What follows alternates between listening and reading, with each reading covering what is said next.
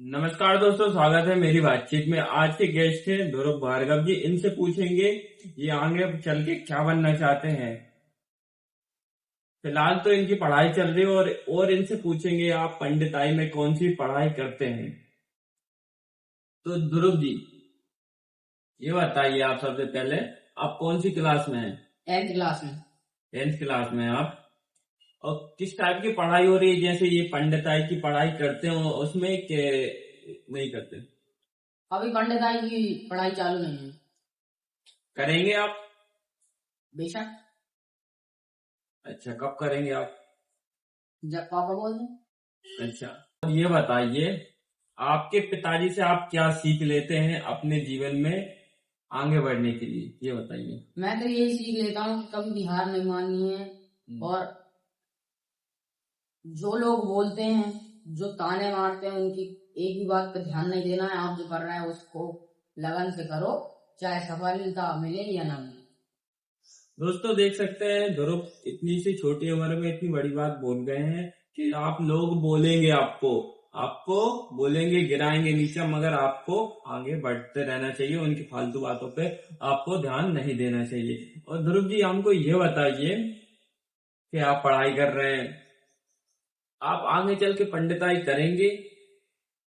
करेंगे तो किस प्रकार की करेंगे? या भागवत करेंगे या सिर्फ पंडिताई करेंगे, हवन वगैरह, ये पूजा पाठ ये करेंगे, ये बताइए। कथा ही करेंगे जी।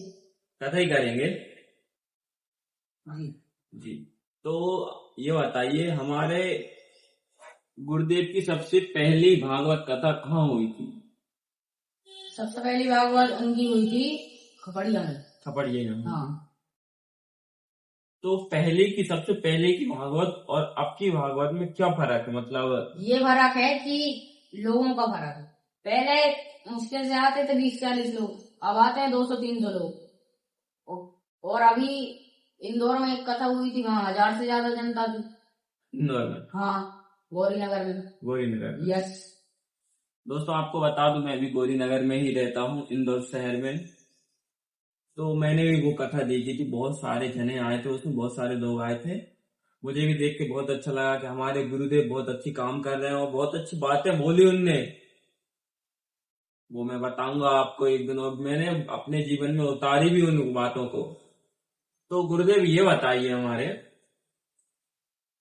हमारी जो गांव की जनता है, गांव के लोग हैं, जो आपको कितनी इज्जत देते हैं? ये है, बढ़िया इज्जत दे रहे हैं। मतलब जैसे आपके पिताजी को देते हैं, जैसे हर कहीं कहीं भी जाओ तो आपके पिताजी को बोलते हैं 5 लाख गुरुदेव जयराम जी की, ऐसे आपको करते हैं क्या? करते हैं। करते हैं। बिल्कुल। तो देख सकते हैं दोस्तों, ये हमारे ध्रुव चौहान है, इनसे इतनी बात करी हमने, उनको बहुत अच्छा लगा। और आप हमारे पापा के ये जो चेहरा होते हैं, मतलब कि शिष्य, ये खपड़िया से ज्यादा नॉनवेज, डूमर, चंदवार और भाड़गछ और इंदौर, नागपुर, छत्तीसगढ़, ऐसी जगह से खपड़िया से ज्यादा आज की डेट है। दोस्तों देख सकते हैं, ये कह रहे हैं कि जितने चेले इनके बाहर हैं उतने अपने गांव में है। अपने गांव में नहीं है। हाँ ये कह रहे हैं आप जी। मैंने कहीं पे पढ़ा था गुरुदेव कि जिसने दान, मतलब ऐसा अपना गुरु नहीं बनाया, उसको उसके हाथ से कोई दक्षिणा दे तो वो लगती नहीं है। क्या ये सही बात है? सही बात। सही बात है। कैमरा में देख के बोलिए। सही बात है। मतलब गुरु बनाना जरूरी है। जरूरी है। जरूरी है। आप स्कूल जाते हैं तो आपको क्या बच्चे पढ़ाने लगते हैं कि वहाँ का कोई teacher, educated, fully educated teacher पढ़ाते हैं? मैं ये कह रहा हूँ कि उसके हाथ से फिर दान दक्षिणा मानी नहीं जाती, उसके पुण्य में नहीं आती, ये बोल रहा हूँ।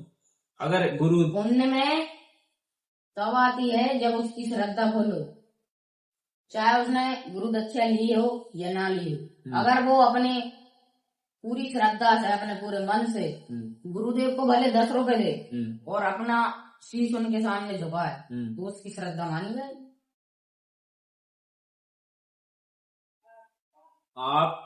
मेरा सवाल आप समझे नहीं।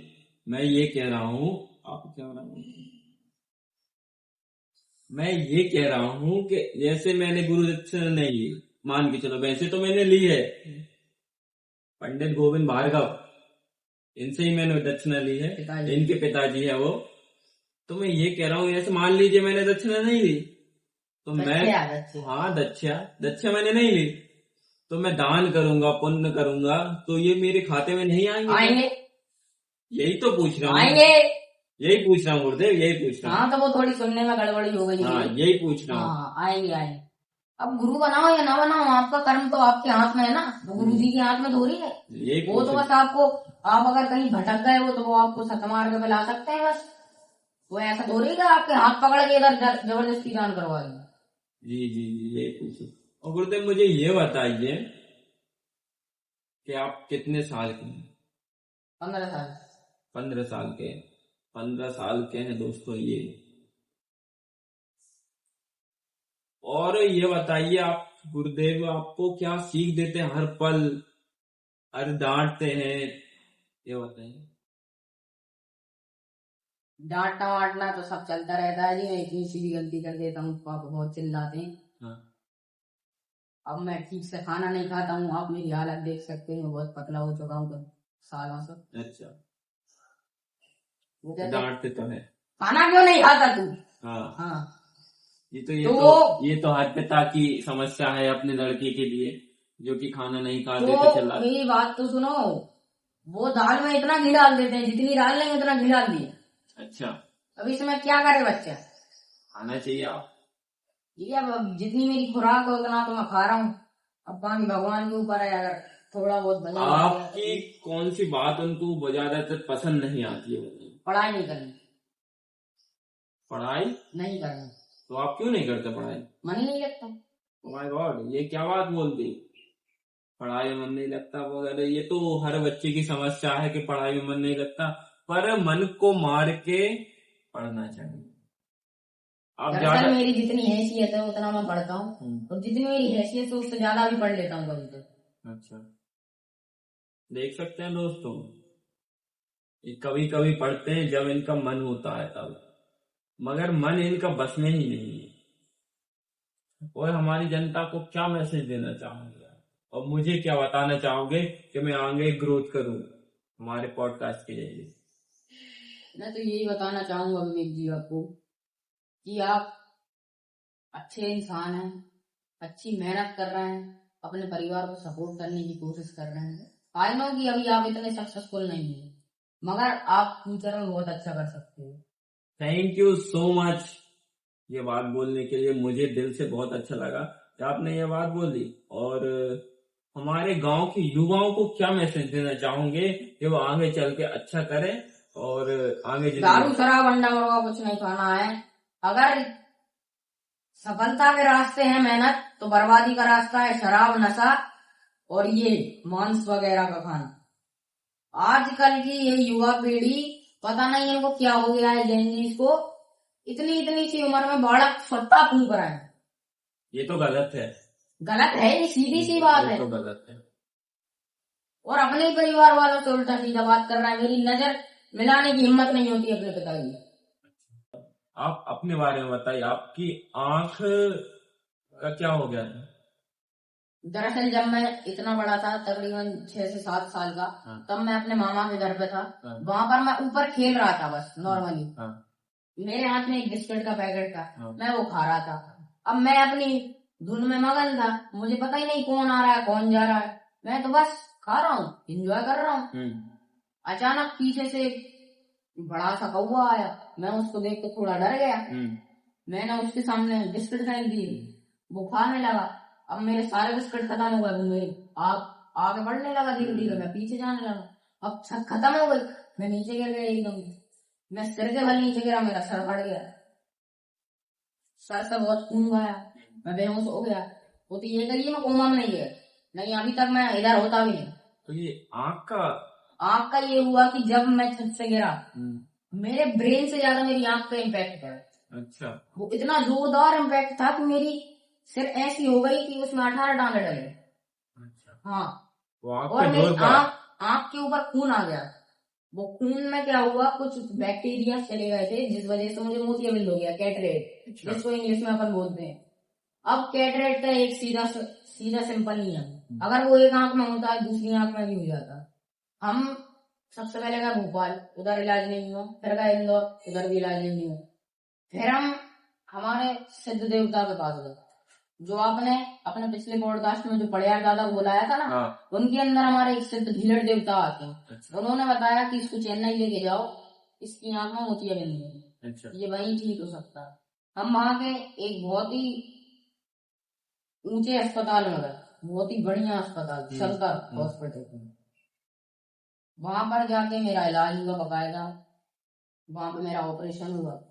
उन्होंने कहा कि 6 से 7 महीने में इस आंख का ऑपरेशन भी करवा लेंगे, मगर हम भूल चुके थे इस चीज के बारे में। अब एक आंख ठीक हो गई थी, एक चली रही थी, तो हमको कोई चिंता ही नहीं। मगर फिर मेरी ये एक आंख दर्द करने लगी अचानक, उसमें सफेद सफेद सा एक जाली आ गई। ये हमारी जनता को ये बताएंगे कि ये किस टाइप का दर्द होता है? ये दर्द वर्द कुछ नहीं होता, वो तो एक धुंधला बना जाता है आपकी आंख के सामने। अगर आपने इस चीज को इग्नोर करते रहे ना, तो आप अंधे भी हो सकते हो, इतनी पावरफुल चीज होती है। यही मैसेज देना चाहता हूँ, अगर आपकी आंख में कैटरेक्ट जैसी खतरनाक बीमारी हो जाए तो जल्दी से जल्द डॉक्टर के पास जाइए, उसका ऑपरेशन करवाइए, और दूसरी आंख का भी जल्दी से जल्दी ऑपरेशन करवाइए, क्योंकि अगर ये चीज ज्यादा हैवी हो गई अगर आपकी आंख पे, तो आप अंधे भी हो सकते हो परमानेंटली। और हम इनसे पूछेंगे कि ये गायों की कितनी सेवा करते हैं। तो आप ध्रुव जी, आप बताइए, आप गायों की सेवा करते हैं, और करते हैं तो कितनी गाय है हमारा आपके पास? हमारे पास अभी करंट में 2 गाय हैं। 2 गाय हैं? हाँ, गिर नस्ल की मस्त शुद्ध गिर नस्ल की गाय है। मस्त गाय है, शुद्ध। यस, 8 से 10 लीटर से कम दूध नहीं देती, मगर उसको अभी उसकी खुराक नहीं मिल पा रही है, तो अभी भी कम खुराक के साथ भी वो 6 लीटर दूध दे रही है। अच्छा। यस, उसका एक बच्चा है, उसकी मैं बहुत सेवा करता हूँ, उसको अभी मैं नहा के आया हूँ। जब पॉडकास्ट रिकॉर्ड नहीं हो रहा था तब मैं उसको उधर नहा रहा था। ये भाई साहब मेरे को बार बार बुला रहे थे कि आ जाओ भाई साहब, पॉडकास्ट रिकॉर्ड करते हैं। मैंने कहा आ रहा हूँ। उसको मैं बकायदा नहलाया, उसको उसकी खुराक दी, भूसा वगैरह, और बस मैं आ गया। बहुत अच्छी बात है। आप ये बताइए, मगर वो गाय मारती बहुत ज्यादा मारती है। अगर आप उसके पास जाओगे, वो आपको कबूल आके फेंक देगी, आपको खुद नहीं पता चलेगा। यस, ये तो हो गई गाय की बात। और ये बताइए हमारी जनता को कि आप पंडिताई में क्या कर रहे हैं? ऐसे आप मंदिर की पूजा वगैरह करते हैं? हाँ, अपन दोनों शादी में तो करते हैं। नहीं, हमारी जनता को बताइए। हम दोनों साथ ही में पूजन करते हैं। मंदिर की आरती 6:30 बजे शुरू होती है। 6:30 बजे से शुरू